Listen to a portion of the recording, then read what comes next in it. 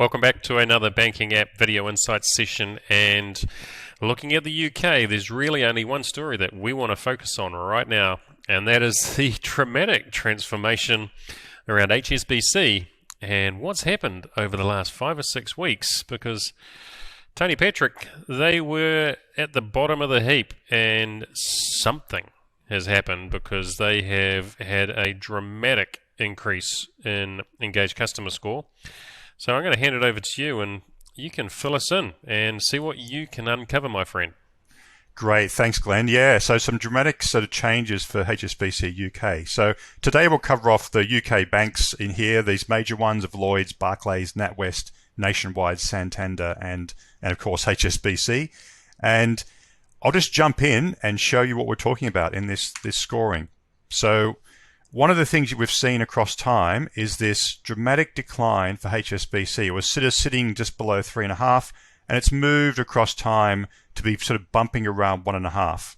And we saw a bit of movement in May and June, but this is dramatic. It's gone from about a 2 up until a 4. Now this is one of the biggest movements I think I've ever seen in app scoring over the past 5 years.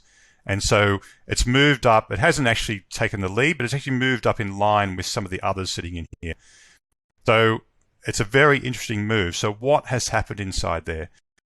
So what we can do is, first of all, have a look at this. So what we're looking at here is actually what versions, what changes have actually happened in the app. So we can see that version 3.22 actually was launched the 23rd of June, and we started seeing people giving feedback on that from about the last 3 days of last month. So it didn't have an impact on last month at all. But pretty much all of July, we're actually seeing information coming through on this, and also the subsequent 3.2, 3.2.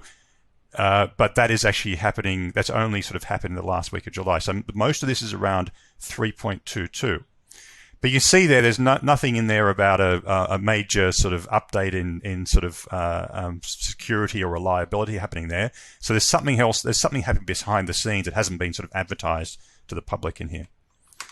Okay, let's have a quick look at what we're seeing here. So if you look to the left of that drop, we're seeing what was happening previously. Now we're showing there's 3.20. It's similar to the 3.221 version, pretty much at an average of 1.5.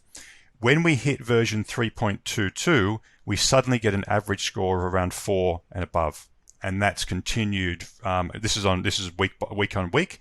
We can see the week of the change was the 27th of June. That week commencing 27th of June when that launch happened. We can also see at the end here it's only early days, but in the past week we're starting to get feedback on 3.23.2. That version for HSBC, and that's also positive, so they aren't sort of suddenly jumping back. So positive news for HSBC. But what's happened here? Well, let's have a quick look at what we can see.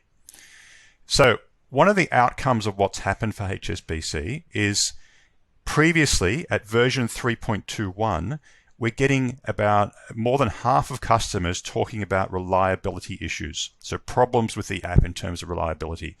But now it's around 13%. So still some problems in there, but it's a dramatic drop. And that's the same across all of these areas around functionality, security and authentication, and usability. So what's happened here is not necessarily, there's been no major change in the actual UI and feel of the app. This to me looks like a functional back-end change that's actually allowed people to actually use the features they want to use, and which they couldn't do before. And so what we can do to jump in and see that is have a look at, again, we're looking at version 3.21 versus 3.22. And this is just having a look inside that area of reliability. So technical issues have dropped dramatically. Crashes have come down from about 1 in 4 customers talking about a crash in June, whereas now it's 1 in 20. So it's a massive decline there. And also the app not working has dropped a lot, and bugs have actually dropped by more than half. So this is a major change for them, and it's actually a major improvement.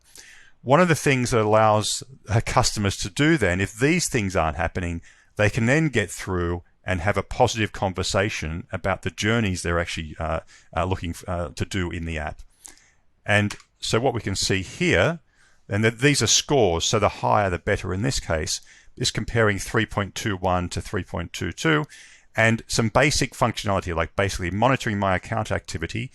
Average score was 1.8 at the 3.21 version, and now it's 4.2. So it's actually a very positive improvement across all of these particular journeys in here. So one of the outcomes of this is obviously you're improving the sentiment of the brand. And one of the things we focused on last month was looking at how much churn was happening, or how much conversation about customers wanting to leave was going on. So what we can do here is have a look at the churn that's happening with customers. These are HSBC customers, and the mentions of churn or leaving, and it was around 6.3% in April, dropped down to around 4, so averaging around 5 over those past periods, and it suddenly dropped to 1. And that 1 is actually in line with other banks. There's some that are lower than that. There's some that are about sort of 5. There's one that's actually about 5, which is Santander. But getting down to 1 is actually really good for them. And obviously maintaining that and lowering that just shows how well that massive change, which from our perspective looks like a big back-end change, has had on that brand. So a very positive move, and hopefully they can maintain that into the new versions coming through. Thank you, Glenn. Fantastic, Tony, and let's hope that it continues this way, because there is a risk that it is a positive change, but is it a reaction of people that have been underserved for so long, feeling positive about it, and it looks really, really good. So let's hope for HSBC that this trend continues, because nobody wants to see anybody performing poorly. And well done to them if they have fixed those back-end issues. But it also highlights how critical it is to be able to monitor what those people are saying and identify where those issues are, and the very, very simple approach that we can take to that. So if you're wanting to have a look at your bank and your app, sing out. We're more than happy to do a session with you. Have a great day.